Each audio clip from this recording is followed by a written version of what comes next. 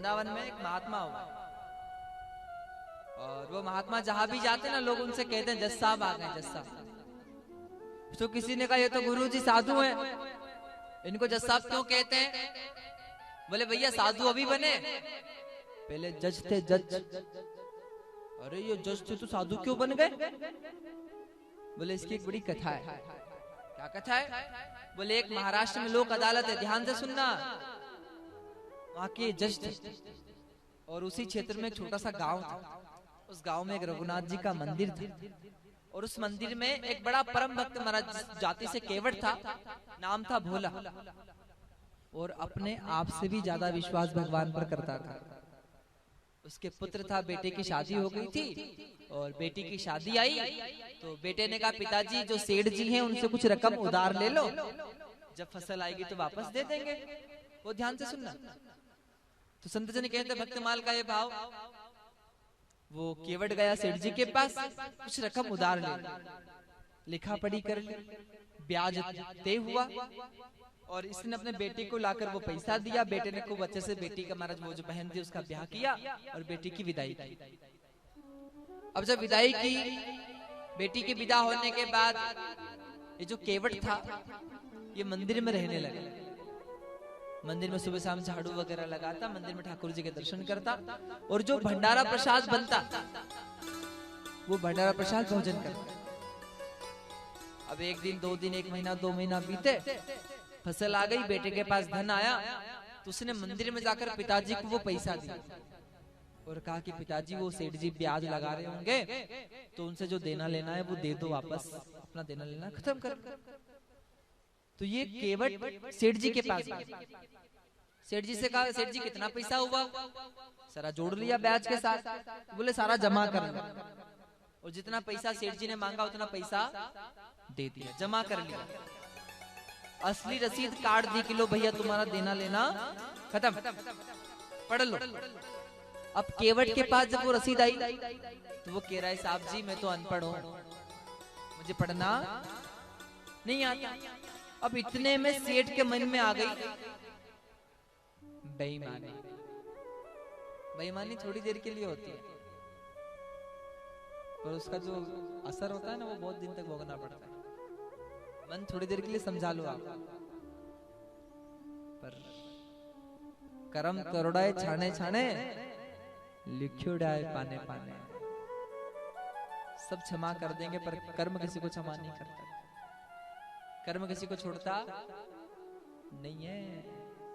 तो ये सेठ ने बेईमानी आ गई तो वो कागज ले लिया असली, कहा कि कुछ लिखना बाकी रह गया भैया लाओ इधर।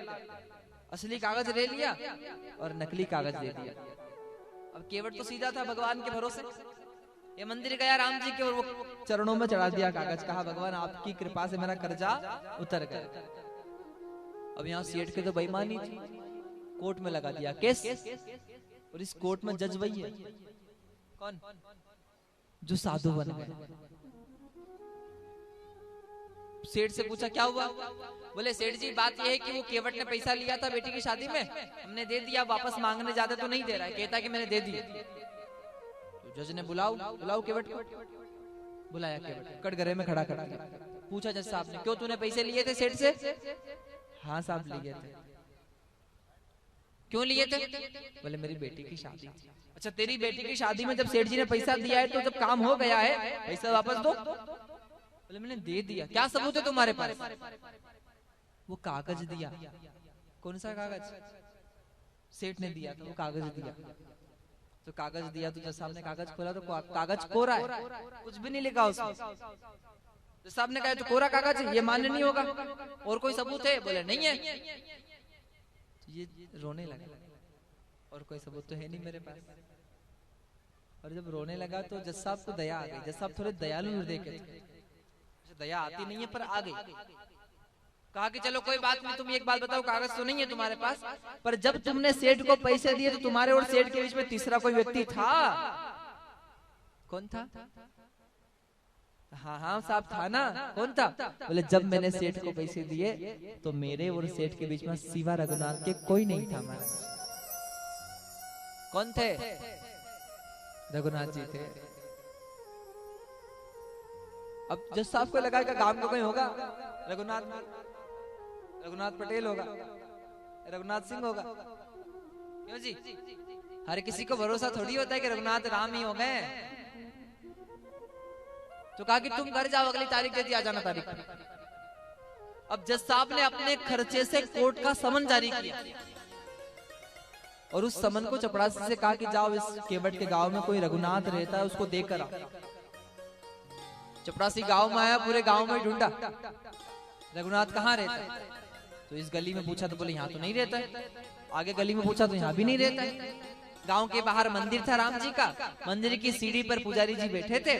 पुजारी जी से पूछा रघुनाथ कहाँ रहता है, तो पुजारी जी ने कहा रघुनाथ यहीं रहता है। कोई मंदिर के सामने जाकर पूछे भगवान कहाँ है, तो पंडित क्या कहेगा, यहीं है। अब इस चपरासी को लगा कि ये पंडित है, ये रघुनाथ। बोले ये समन आया कोर्ट से तुम्हारे लिए। तो पंडित जी को लगा कि कोई पूजा लाता है, कोई थाली लाता है, कोई हार लाता है, कोई कुमकुम चंदन लाता है, कोई महाराज मिठाई लाता है भगवान के लिए। सब मैं भगवान को चढ़ा देता हूँ, वापस नहीं करता हूँ। आज कोर्ट से समन आया तो इसको वापस क्यों करूं, इसको भी भगवान को ही चढ़ा दूं। महाराज ले लिया, साइन कर दी, राम जी के चरणों में चढ़ा दिया महाराज। बाद में केवट पर कहा पंडित जी ने, क्यों तूने भगवान का नाम लिखवा दिया गवाही में? तो बोले था भी तो भगवान, और किसका लिखवाता। तो ऐसा कहकर महाराज वो भाव चला गया। अब कुछ दिन बीते और कुछ दिन के बाद वो तारीख आई अगली। कौन सी तारीख? कोर्ट की। एक दिन पहले पंडित जी ने केवट से कहा कि तू एक दिन पहले ही चले जाना महाराज, क्योंकि कल शहर दूर है, सुबह जा पाए नहीं जा पाए, तो एक दिन पहले इसको विदा कर दिया। कहा कि भगवान में भरोसा रखना, भगवान के यहाँ देर है पर अंधेर नहीं है, तेरी बात तेरी रक्षा करेंगे। ये कोर्ट चला गया। अब अगले दिन सवेरे पंडित जी ने भगवान के पट खोले, भगवान को स्नान करवाया, सुंदर श्रृंगार किया, पीताम्बर उड़ाया, भोग रख दिए भगवान के आगे और कहा भगवान जो अच्छा लगे वो खा लीजिएगा, पर उस गरीब की लाज बचा लेना।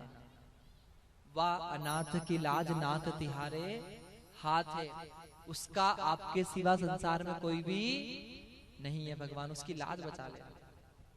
और ऐसा कहकर पंडित जी ने किवाड़ लगा दिया दरवाजा।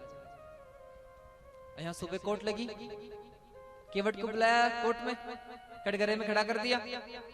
पूछा जज साहब ने, क्यों केवट कहाँ है तुम्हारा गवाह, कहाँ है? बोले कौन सा गवाह, तुम्हारा रघुनाथ कहाँ है? और फिर से आपसे कोई पूछे भगत से कि भगवान कहाँ है, तो भगत क्या कहेगा, साथ ही है, यहीं कहीं होंगे। तो ये केवट कह रहा है कि भैया यहीं कहीं होंगे, और जैसे कहा यहीं कहीं होंगे तो महाराज जज साहब को अब भी समझ में नहीं आया। जज साहब ने चपरासी से कहा जा आवाज लगा, तो चपरासी ने आवाज लगाई। 3 आवाज लगती है, रघुनाथ हाजिर हो, रघुनाथ हाजिर हो, रघुनाथ हाजिर हो। और तीसरी आवाज में एक वृद्ध व्यक्ति जिसकी कमर झुकी हुई है, सर पर पगड़ी है, गले में तुलसी की माला है, माथे पे चंदन है, हाथ में छड़ी है। आया व्यक्ति हाथ खड़ा कर दिया और कवि लिखते हैं क्या, चाल अटपटी सी एक वृद्ध की झुकी सी दे, दूपटी फटी सी सिर बांधे धर धाये हैं, हाथ माए छड़ी पड़ी तुलसी की माल, माथे पे रोरी चारू चंदन चढ़ाए हैं, और साहब के सामने विनीत चपरासी संग आज रघुनाथ जी गवाह बन के आए हैं। भगवान आया, तुम वहां थे? बोले हाँ बिल्कुल था। क्या सबूत है? बोले सेठ के मन में बेईमानी बाद में आई, पहले तो रसीद काट दी थी इसने असली रसीद रख ली और नकली रसीद दे दी, पर असली रसीद को फाड़ना भूल गया, फेंकना भूल गया। असली रसीद अभी भी इसके घर रखी है। 2 सैनिक इसके घर भेजो, 2 सिपाही घर जाएंगे, इसकी जो अलमारी है ऑफिस की, उस अलमारी के दूसरे खंड में एक डायरी है, उस डायरी पर इतने नंबर पेज पर इतने नंबर की रसीद रखी, बुला लो पता लग जाएगा। क्योंकि घट घट की जानने वाला तो भगवान है ही, सब जानते हैं भगवान, कोई छिपाई नहीं है भगवान से। तो 2 सिपाही गए घर, ऑफिस खुलवाई, वो अलमारी खुलवाई, अलमारी के दूसरे खंड में वही डायरी मिली, उतने नंबर पेज पर वही असली रसीद मिली। जिस साहब ने रसीद को पढ़ा, केवट को छोड़ दिया, सेठ को दंड दिया, जज साहब को लगा कि इतने सारे गवाह आते हैं रोज, इतने सारे केस आते हैं रोज, पर आज तक ऐसा गवाह नहीं आया जो आज आया था। भगवान तो चले गए, भगवान का तो काम हो ही गया था। तो जज साहब ने केवट को अपने पास बुलाया। एक सिपाही गया, केवट को बुला कर आया कि साहब बुला रहा। केवट फिर डर गया, क्या पता क्या बोलेंगे सब। तो ये गया तो जाकर कहा, जज साहब क्या हुआ? बोले कुछ नहीं हुआ, कुछ काम भी नहीं है, तू फ्री हो गया है, पर एक मेरा प्रश्न था। बोले क्या प्रश्न था? बोले रघुनाथ कौन था? बोले मेरे रघुनाथ। कहाँ रहते? बोले मेरे साथ रहते। तू कहाँ रहता है? बोले मैं मंदिर में रहता हूँ। बोले मंदिर किसका है? बोले मंदिर रघुनाथ का है। तेरा है? बोले मेरा नहीं है, मंदिर तो रघुनाथ का है। किसका है?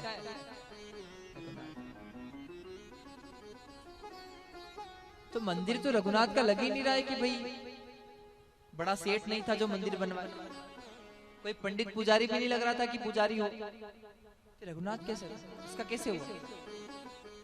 तो वो केवट आंख में आंसू भर के कहता है, साहब इस गरीब की लाज रखने के लिए, इस गरीब की बात बनाने के लिए, इस गरीब के संकट का हरण करने के लिए, इस गरीब की विपत्ति का हरण करने के लिए, वो जो सीता माता और लक्ष्मण भैया के बीच में धनुष बाणधारी परमात्मा राम खड़े हैं ना, वही रघुनाथ है। और वही रघुनाथ जी आज आपकी अदालत में आए थे। कौन? और जैसे ही सुना तो जज साहब की आंख में से गंगा जी यमुना जी बहने लगी। पेन छूट गया हाथ से, वो जो कलम होती है ना, छूट गया। आज भगवान मेरी अदालत में आए और मैं भगवान को पहचान नहीं पाया। और जब रोने लगे ना महाराज, तो वो संत, वो जो लोग थे आसपास के, वो सब समझा रहे, जज साहब क्यों रो रहे हो? अरे भगत के कारण आपको भगवान के दर्शन हो गए, और क्या चाहिए? बोले नहीं, जिसकी अदालत में बड़े बड़े सेठ, महाधनी, महासेठ, नगर सेठ, और नगर सेठ नहीं, देवता, देवता नहीं, देवताओं को राजा इंद्र भी, जिनकी सभा में हाथ जोड़कर खड़ा रहता है, वो भगवान मेरी अदालत में आया। मैं बैठा रहा, वो मेरे सामने खड़ा रहा, कुर्सी पे बना जज बैठा रहा, और जगदीश खड़े समझाते रहे। पूरे जगत का नाथ जगन्नाथ मेरे सामने खड़ा रहा, और मैं कुर्सी पे जज बनकर कितना अभागा हूं मैं, जो भगवान को पहचान नहीं पाया। उसी समय इस्तीफा लिख दिया। कैसे? बचा ही क्या जब भगवान मिल गया। इस्तीफा लिख दिया, वृंदावन चला, बिहारी जी के मंदिर नहीं गए, नहीं जाते। क्यों? कृष्ण मंदिर दर्शन करने क्यों नहीं जाते? बोले मैंने काम ही ऐसा किया है, मैं उनको मुंह दिखाने के लायक भी नहीं। जीवन पर्यंत जब तक रहे राधे कृष्ण नाम के सहारे रहे, और शरीर छोड़ा तो आज भी उन जज साहब की वृंदावन में समाधि बनी हुई है महाराज। ये 1990 की बात है। कब की बात है? 1900, ज्यादा साल पुरानी बात, 30-35 साल पुरानी बात है। खूब प्रमाण है, खूब कथाएं हैं, बस विश्वास। और जिनने विश्वास को, विश्वास किसी दुनिया की दुकान में मोल। आजकल महाराज लोगों को भगवान बदलने में टाइम नहीं लगता। क्या रोज का रोज भगवान बदले, आज इनको तो काल उनको तो परसों उनको, नहीं, इससे भगवान नहीं मिलता। एक सादे सब सदे सब सादे सब, एक को अपना बना लो तो बेड़ा पार हो जाएगा। तो भटकता रहो, कितना ही भटकता रहो महाराज। वो कवि लिखते हैं ना, बोले भक्त वत्सल्य भगवान की